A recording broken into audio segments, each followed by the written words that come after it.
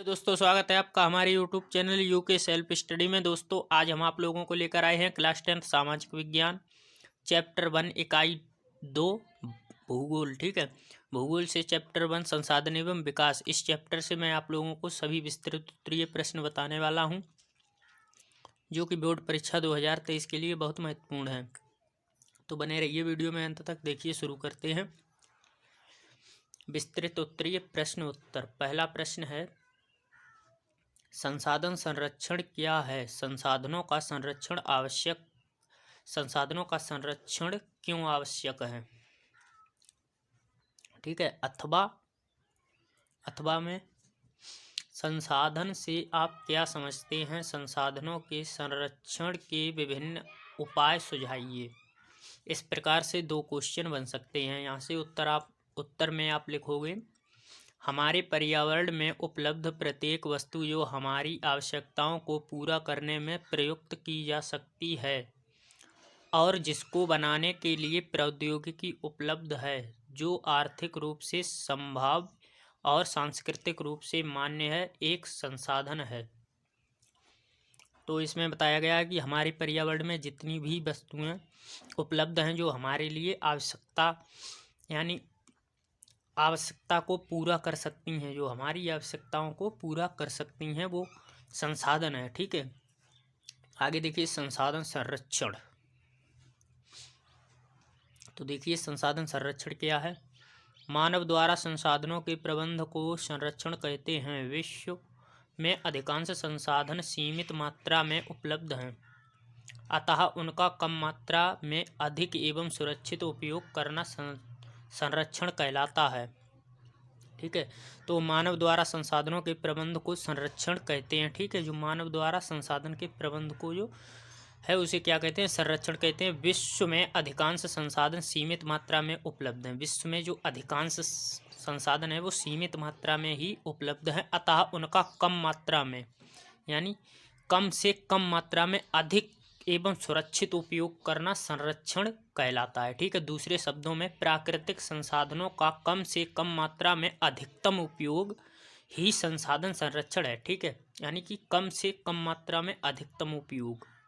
ठीक है, LC grey के अनुसार संसाधन से तात्पर्य वर्तमान और भविष्य के बीच किसी संसाधन को उपयोग में लाने का संघर्ष है। ठीक है, आगे देखिए,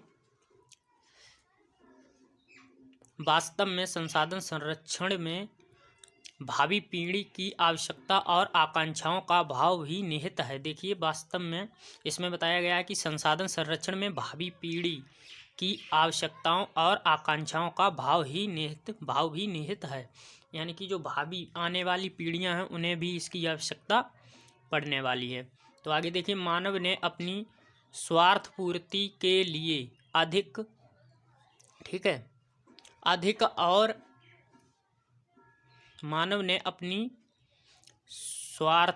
स्वार्थ पूर्ति के लिए अधिक और उनके संरक्षण की चिंता किए बिना उनका अंधाधुंध उपयोग किया है। इसके कुछ अपवाद भी हैं। कई समुदाय अपने निजी प्रयासों से पेड़ पौधों और पशुओं का अपने तरह से संरक्षण करने में जुटे हुए हैं। ठीक है, आगे देखिए, इसमें है संसाधन संरक्षण की आवश्यकता। ठीक है, तो संसाधन संरक्षण की आवश्यकता आप देखते हैं क्या है। संसाधन हमारे पर्यावरण के अंग हैं। इनके सही उपयोग से ही पर्यावरण को बनाए रखा जा सकता है। ठीक है, जो संसाधन है वो पर्यावरण के अंग हैं और इनके सही उपयोग से ही यानी कि पर्यावरण को बचाया जा सकता है। संसाधनों के दुरुपयोग और आवश्यकता से अधिक उपयोग द्वारा पर्यावरण को बिगाड़ा जा सकता है। ठीक है, इसमें बताया गया है कि संसाधनों के दुरुपयोग और आवश्यकता से अधिक उपयोग द्वारा पर्यावरण को बिगाड़ा जा सकता है। नवीकरण योग्य संसाधनों के सही उपयोग से समस्याएं कम उत्पन्न होती हैं। आवश्यकता से अधिक संसाधनों का उपयोग वर्तमान पर्यावरण के विनिष्टीकरण का कारण बनता है। ठीक है, कारण बनता है। आगे है, अनवीकरण संसाधनों के प्रति तो और अधिक सावधानी और आवश्यकता है, क्योंकि सावधानी की आवश्यकता है क्योंकि इन्हें पुनः नहीं बनाया जा सकता। ठीक है, इन्हें पुनः दोबारा बनाया नहीं जा सकता। हमें इनके संरक्षण के लिए अधिकाधिक उपाय करने चाहिए। ठीक है, तो ये था क्वेश्चन पहला। आप देखते हैं अपना दूसरा क्वेश्चन। देखिए दूसरे क्वेश्चन में है मृदा निर्माण के मुख्य कारकों पर प्रकाश डालिए। ठीक है, तो मृदा निर्माण के जितने भी कारण हैं उनके कारक, उन पर प्रकाश डालना है आपको। ठीक है, देखिए मृदा निर्माण करने वाले कारक कौन कौन से हैं। पहला है जलवायु। जलवायु द्वारा भी मृदा का निर्माण होता है। देखिए मृदा को नियंत्रित करने वाले कारकों में जलवायु का स्थान सर्वोपरि है। जलवायु शैलों का अपक्षय एवं अपरदन कर उन्हें शिलाचूर्ण में परिवर्तित कर देती है। ठीक है, तापमान में वृद्धि तथा कमी से शैलों का विस्तार एवं सिकुड़न होता है, जिससे शैल कणों का वियोजन हो जाता है। अधिक वर्षा वाले प्रदेशों में शैल का अपक्षय एवं अपरदन तीव्रता से होने के कारण मृदा निर्माण की प्रक्रिया सतत रूप से चलती रहती है। ठीक है, आगे देखिए इसमें दूसरा दिया गया है पैतृक शैलों की प्रकृति। ठीक है, मृदा का निर्माण पैतृक शैलों के विखंडन से होता है। ठीक है, अतः मृदा में मूल चट्टानों के गुण स्वाभाविक रूप से पाए जाते हैं। उदाहरण के लिए ज्वालामुखी शैलों के विखंडन से काली मिट्टी का निर्माण होता है। यह मिट्टी बहुत अधिक उर्वर होती है तथा कपास उत्पादन में प्रमुख स्थान रखती है। ठीक है, काली जो मिट्टी होती है वो कपास उसमें बहुत अच्छे से होता है। ठीक है, कपास की जो फसल होती है वो बहुत अच्छी काली मिट्टी में होती है। आगे देखिए इसमें तीसरा है भूमि का कटाव। देखिए मृदा निर्माण में भूमि की बनावट का भी प्रभाव पड़ता है। सामान्य ढालू भूमि पर वर्षा का जल भूमि के अंदर अधिक गहराई तक प्रवेश नहीं कर पाता, अतः मृदा के पोषक तत्व ऊपरी परत में ही रह जाते हैं। इसके विपरीत अधिक ढालू भूमि पर मृदा के पोषक तत्व जल के साथ घुलकर निचले भागों में एकत्र हो जाते हैं, जिससे ऊपरी परत की उर्वरा शक्ति में कमी आ जाती है। ठीक है, चौथा है वनस्पति आवरण। ठीक है, देखिए वनस्पति आवरण क्या है। जिन प्रदेशों में पर्णपाती या पतझड़ी वनस्पति उगती हैं। ठीक है, जिन प्रदेशों में पर्णपाती या पतझड़ी वनस्पति उगती हैं वहाँ वृक्षों की पत्तियां शैलचूर्ण के रूप में यानी सड़ गलकर मिट्टी को उर्वर बना देती हैं। ठीक है, इसमें मिट्टी में जीवांशों की मात्रा में वृद्धि हो जाती है, जिससे मृदा की उर्वरता में वृद्धि हो जाती है। ठीक है, परंतु जिन प्रदेशों में पेड़ पौधे सदैव हरे भरे बने रहते हैं वहाँ अपक्षालन की क्रिया कम होने के कारण वह मृदा में जीवांशों की मात्रा में कम वृद्धि हो पाती है। फलस्वरूप मृदा की उर्वरता में कम वृद्धि हो पाती है। अब देखिए तीसरा क्वेश्चन है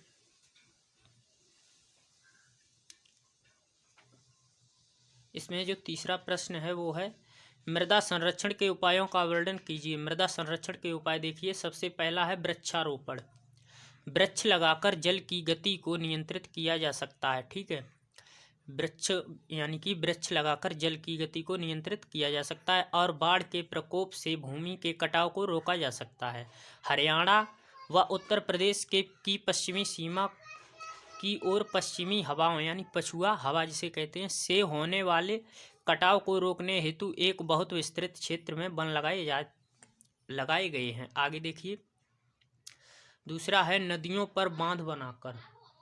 ठीक है, नदियों पर बांध बनाना। नदियों पर बांध बनाकर जल की तीव्र प्रवाह को रोककर भूमि के कटाव को रोका जा सकता है। ठीक है, ये भी बहुत महत्वपूर्ण है। आगे देखिए देखिए तीसरा है मिट्टी की मेड़बंदी करना। खेतों पर ऊंची मेड़बंदी करना भूमि के कटाव को रोकने का कारगर उपाय है। मेड़ मिट्टी के उपजाऊ जीवांशों को बहने से रोक देती है। ठीक है, तो इसमें बताया गया है कि खेतों पे ऊंची मेड़बंदी करना भूमि के कटाव को रोकने का कारगर उपाय है। जो खेतों के चारों तरफ मेड़ होती है उसको ऊंचे से बांध के रखना चाहिए, जिससे कि उपजाऊ जीवांशों को बहने से रोक सके। ठीक है, चौथा है पशुओं की अनियंत्रित चराई पर रोक। इसमें क्या बताया गया है कि खुली या जुती भूमि में पशुओं को नहीं चरना चाहिए, क्योंकि पशुओं के खुरों से मुलायम मिट्टी कट जाती है और वायु अपने साथ उड़ा ले जाती है अथवा जल में बह जाती है। तो ये भी एक कारण है। ठीक है, पांचवा है ढाल के विपरीत जुताई करना। ठीक है, ढालू खेतों की जुताई ढाल के विपरीत करनी चाहिए। इस प्रकार बनी नालियां पानी की गति कम कर कटाव को रोकने में सहायक होती हैं। अगला है छठा है जल निकासी की उचित व्यवस्था करना। जल निकासी की उचित व्यवस्था करना। खेतों में जल निकास की उचित व्यवस्था कर भूमि कटाव को कुछ सीमा तक रोका जा सकता है। पर्वतों पर सीढ़ीदार खेत बनाकर यह कार्य सुविधापूर्वक किया जा सकता है। ठीक है, अगला है सातवां खेतों पर हरी खाद वाली फसलें उगाना। खेतों में मूंग, नंबर 1, सनई, ढैंचा जैसी हरी खाद वाली फसलें उगानी चाहिए। इससे मिट्टी को उपजाऊ तत्व अर्थात जीवांश प्राप्त होते हैं तथा कटाव भी रुक जाता है। ठीक है, आठवां है नाली एवं गड्ढों को समतल बनाना। अधिक वर्षा वाले क्षेत्रों में जल बहने से गहरी नालियां एवं गड्ढे बन जाते हैं। मिट्टी के कटाव को रोकने के लिए इन नालियों का एवं गड्ढों को भरने रहना चाहिए। नौवां है वन संरक्षण। वनों की अंधाधुंध कटाई पर प्रतिबंध लगाना चाहिए। भारत सरकार ने अनेक वनों को सुरक्षित वन घोषित कर दिया है। ठीक है, तो दोस्तों मैंने इस वीडियो में आप लोगों को भूगोल का चैप्टर 1 संसाधन एवं विकास, इस चैप्टर से जितने भी महत्वपूर्ण विस्तृत उत्तरीय प्रश्न हैं वो सब बता दिए हैं। आप लोग इन्हें याद कर लीजिए। वीडियो कैसा लगा? वीडियो अच्छा लगा हो तो लाइक कर देना और चैनल पर नए हो तो चैनल को सब्सक्राइब कर लेना। मिलते हैं नेक्स्ट वीडियो में, तब तक के लिए धन्यवाद।